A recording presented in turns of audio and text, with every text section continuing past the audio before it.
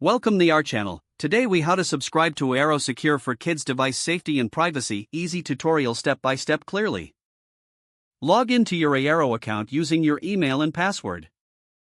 If you don't have an account, select the option to create a new one and follow the prompts. Once logged in, navigate to the main dashboard of the Eero app. Look for the Eero Secure option on the dashboard or in the settings menu. Tap on it to learn more about the features offered by Eero Secure.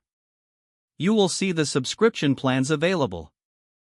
Choose the plan that best suits your family's needs. After selecting a plan, you'll be prompted to enter your payment information. Provide your credit card details or select another payment method if available. Review your order summary to ensure all details are correct. Once everything looks good, confirm your purchase to finalize your subscription. You will receive a confirmation message once the process is complete. Now, return to the main dashboard where you can set up specific profiles for your kids. Select the Family Profiles option. Create individual profiles by entering your child's name and selecting their device. Customize the settings for each profile according to your preferences. You can set content filters and time limits to enhance their online safety.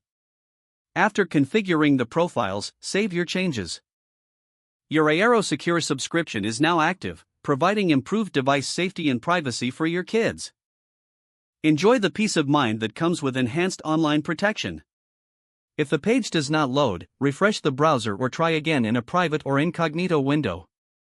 Make sure you are using the correct email address, then retype it carefully to avoid small typos.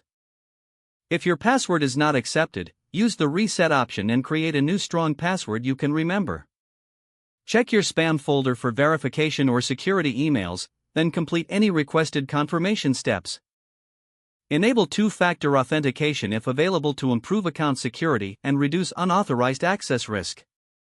After signing in, review your profile details so your contact information and settings are accurate and current.